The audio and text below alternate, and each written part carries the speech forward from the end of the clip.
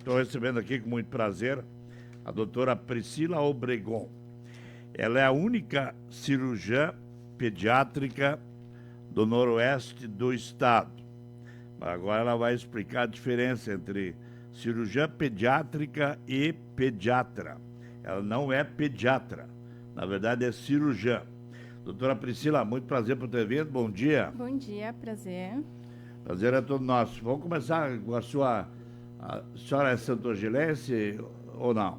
Sim, eu nasci em Santo Ângelo, fiz toda a formação de escola aqui em Santo Ângelo e saí para fazer a faculdade, toda a especialização. Qual é o colégio que a senhora frequentou aqui? Lembra? Sim, eu frequentei o CEPET Araju, uma série, frequentei Missões, frequentei Augusto, mas a maior parte, a partir da quinta série até o final, eu estudei no Verzeri. Ah, no Verzeri, aqui do lado, né? Sim, aqui na frente. Tá certo. E a senhora se formou aonde, hein? Eu fiz toda a minha formação em medicina pela Faculdade Federal de Santa Maria. Terminei a faculdade em 2015, então esse ano vão fazer 10 anos de formada. Fiz a especialização em cirurgia geral, também em Santa Maria, no Hospital Universitário. E a especialização em cirurgia pediátrica eu fiz em Blumenau. Blumenau. Muito bem. Bom, Universidade Federal de Santa Maria, o nível é exigente, né? É alto, sim, né? bastante. Tinha muita gente concorrendo quando a senhora fez o vestibular? Sim, com certeza. Bastante. Mas deu conta do recado. Sim. Bom, doutora, a senhora é cirurgiã pediátrica, mas não é pediatra. Exatamente. Para os nossos ouvintes não criar confusão, Sim. igual eu já me confundi, né? Sim. Eu imaginava que a senhora fosse pediatra, mas não é. A senhora é uma cirurgiã. Exato. Certamente faz a cirurgia de pacientes indicados por um outro médico, é isso? Isso. A cirurgia pediátrica, a formação é a partir da cirurgia geral, né? Então, eu sou cirurgia geral.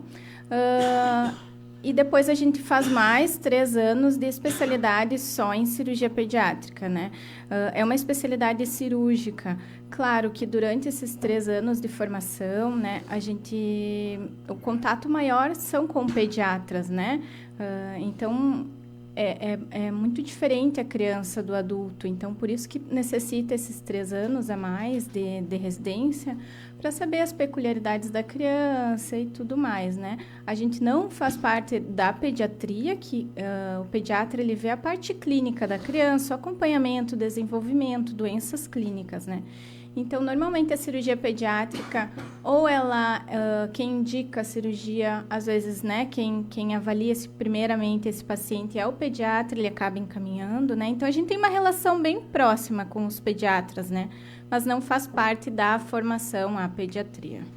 Bom, a senhora faz cirurgia, o que é uma criança, digamos assim, até que idade, hein? Normalmente, a cirurgia pediátrica, ela abrange desde ali, né? A gente acompanha pacientes ainda intraútero, vamos dizer assim, né? Pacientes que já se sabe que vão nascer com alguma malformação, né? Então, é importante essa primeira consulta com o cirurgião pediátrico para saber o caminho que vai ter essa criança, né? Se vai precisar de cirurgia logo após o nascimento, se dá para esperar alguns meses, enfim. E também atendi adolescentes, né? Até ali em torno dos 18 anos.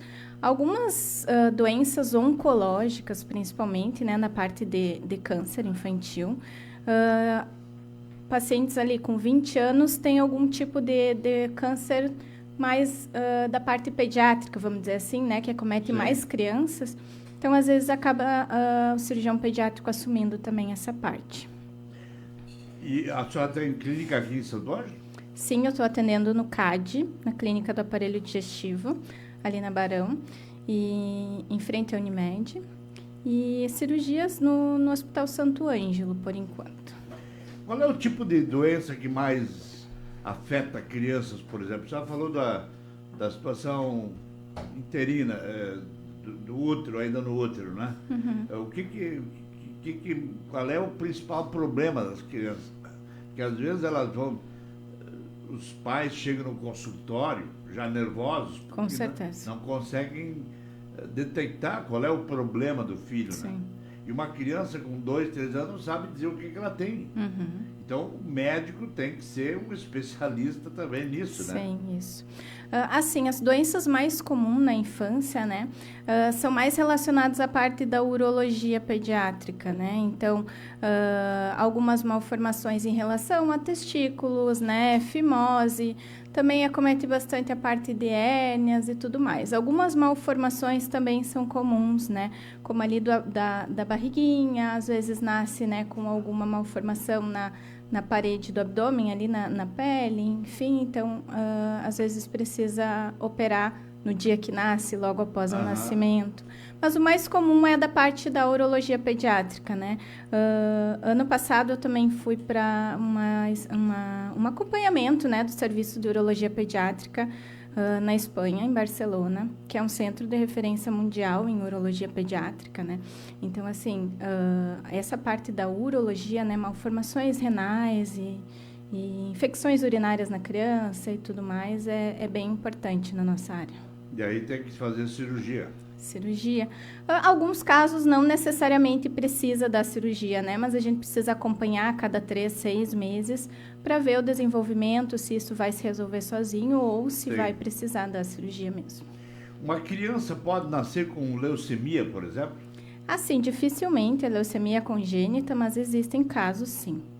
Existem? Sim. E como é que se trata isso? Aí não tem cirurgia, né? Isso, não. A leucemia é uma patologia oncológica, né? Um câncer infantil, que normalmente se trata com o oncologista, né? A parte de quimioterapia, enfim. Qual a parte da cirurgia pediátrica nessas doenças oncológicas não cirúrgicas, né? É mais em relação aos acessos venosos para receber a quimioterapia, né? Então, assim, algumas crianças oncológicas vão precisar fazer bastante tempo de infusão de medicação na veia. São veias difíceis, né, da criança, de você puncionar.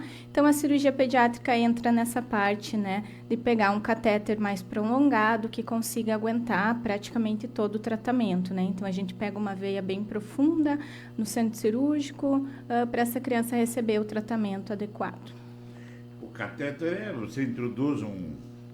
O que é? É como se fosse um caninho ali na veia da criança. Veia, né? E ela vai avançando até onde ela encontra. Quando ela encontrar uma barreira... Para colocar esse catéter.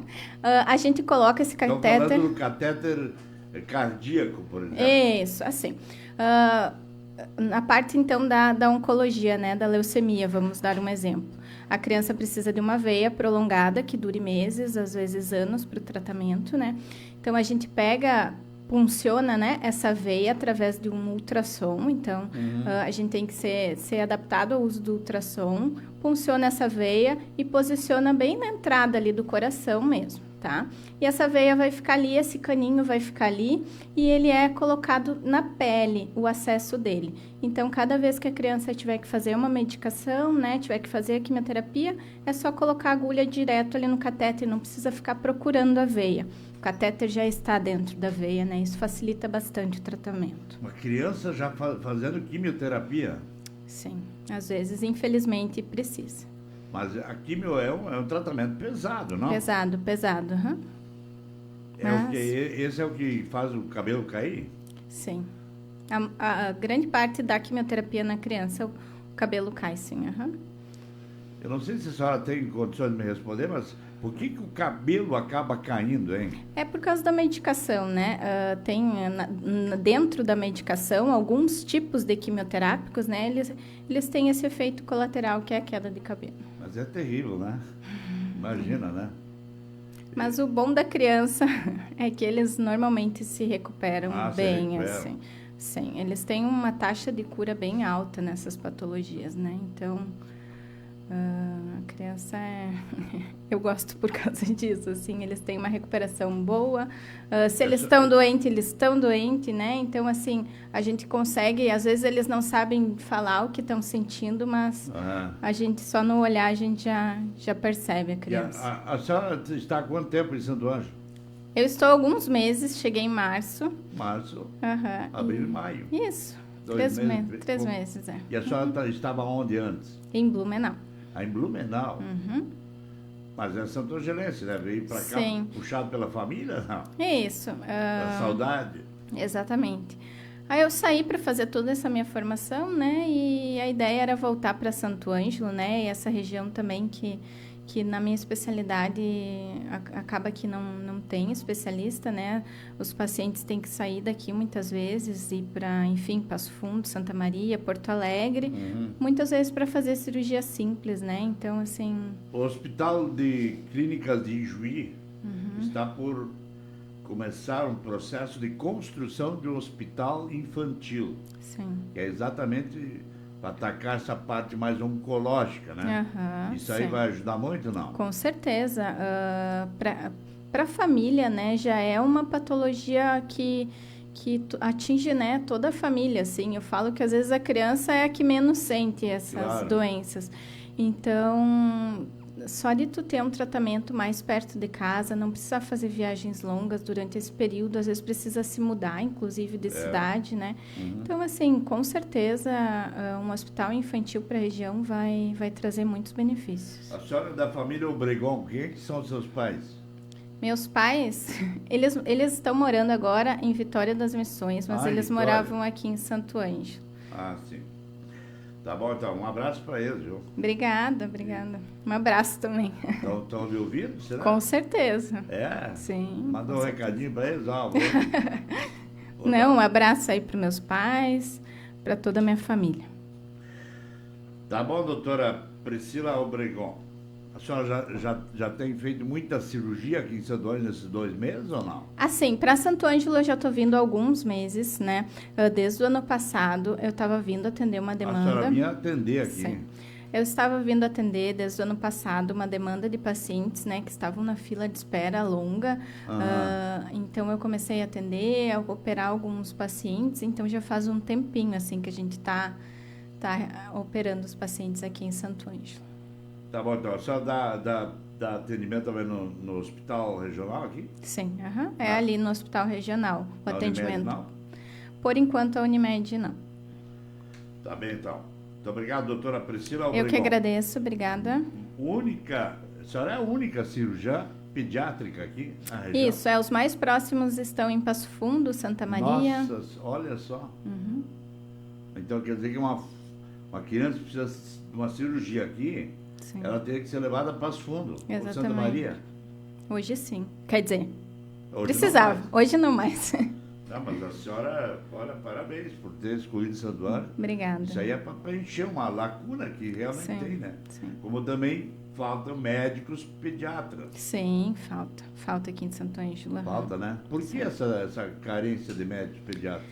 A pediatria é uma especialidade um pouco complexa, assim, né? Envolve tanto o paciente pediátrico, como o senhor falou, né? Um paciente um pouco mais difícil de ver o que o paciente tem, né? Ele não sabe falar, enfim. E a família também, né? Muitas vezes alguns médicos não conseguem lidar bem, assim, né? Com a parte da família. Conseguem lidar com a família, né? Exato. E o pai e a mãe sempre acham que tem que ter uma solução, né? Não, com certeza. Assim, eu sou mãe também, então a gente quer resolver o problema e às vezes a gente fica angustiado. Pode ser uma gripe, a gente fica ansioso, né? Com o filho ali doente. Mas então tem que ter toda essa sensibilidade, essa empatia com a família também. Tá bom. Doutora Priscila, muito obrigado. Obrigado por ter vindo. Obrigada. São 9h42. 9h42. Para quem tem síndrome de pânico, tem esquizofrenia, distúrbios da personalidade ou até mesmo transtorno afetivo bipolar. A senhora pode me dizer o que é exatamente o transtorno afetivo bipolar? Vou perguntar para o doutor Nilo Nascimento. Mas é um transtorno, assim, difícil até de se captar, não é? Na pessoa. Sim. É bem longe da minha área, né? Claro. Mas, assim, normalmente o transtorno afetivo bipolar, ele tem várias características, né? Mas o que mais a gente vê falar, assim, é que oscila entre momentos de agitação e outros momentos mais de depressão, enfim. Bom, se você tiver depressão, síndrome do pânico, distúrbio de personalidade, procure o Dr. Nilo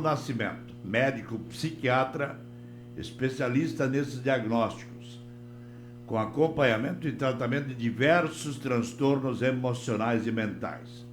É um atendimento humanizado para tratamento de depressão. Isso é outro problema. Isso é a doença do século, né? A depressão.